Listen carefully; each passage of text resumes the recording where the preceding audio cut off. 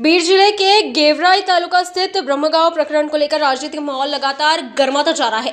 उमापुर में आयोजित हिंदू जन आक्रोश मोर्चे को संबोधित करते हुए भाजपा विधायक गोपीचंद पडळकर ने बीड पुलिस प्रशासन पर तीखा हमला बोला।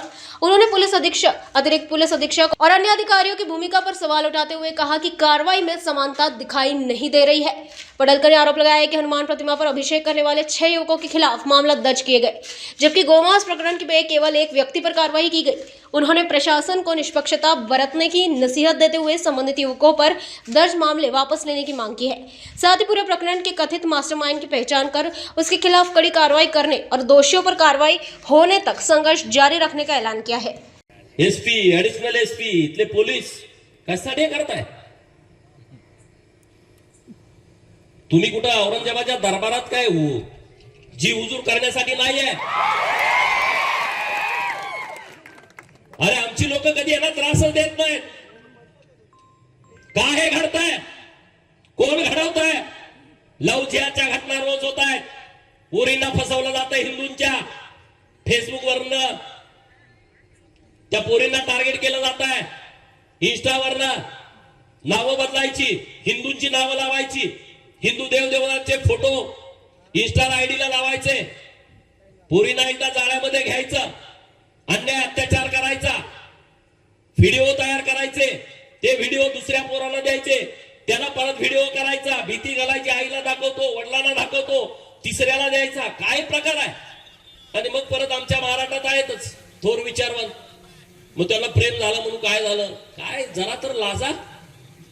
रोज हे प्रकार घडतायत। लँड जिहाद, सरकारी जागेवरती अतिक्रमण।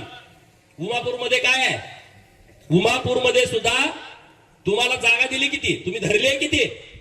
प्रशासनानं ही जबाबदारीनं उमापूर मध्ये ग्रामपंचायत नजीक कब्रस्तानला जागा दिली आहे, त्याच्यात 3 पट जागा धरल्या आहे। तुमच्या काय बापाची जागा आहे का रे? ती परत करा। सरकारची मालमत्ता, इथल्या प्रशासनाची जबाबदारी आहे, तुमचं काम आहे, तुमचं कर्तव्य आहे। सरकारी जागेचं संरक्षण करणं ही लोकप्रतिनिधींची जबाबदारी आहे आणि प्रशासनाची पण जबाबदारी आहे। आणि म्हणून तो या बीड जिल्ह्यामध्ये जिथं जिथं सरकारी जागेवरती अतिक्रमण झालं असेल, गॅरेज टाकायची मोठी मोठी, भंगार गोळा करायची दुकानं टाकायची मोठी मोठी, मशिदी बांधायच्या, इथं बांध तिथं बांधणार काय? त्याला परवानगी आहे का? जिल्हाधिकारी बीड, त्यांना आता त्यांची भावना काय मला माहित नाही, पण ते चेक करा, प्रार्थना स्थळ कुठं कुठं आहेत, त्याला परवानगी आहे का? ती जागा दिली आहे का? त्या जागेची परवानगी दिली आहे का? ते बांधकाम कुठून झालं? ते पैसे आले कुठून? अरे आम्हाला सभा मंडप बांधायचं म्हणलं तर आमदार खासदाराकडे जावं लागतंय। मग तुम्ही 2-2, 3-3 मजली बनवताय कुठून? पैसे कुठून आले? याच्या मुळापर्यंत तुम्ही गेला पाहिजे। हे बांधतायत कुठून? कुठून पैसे आले? याचा सगळा तपास हा सगळा पोलिसांनी केला पाहिजे।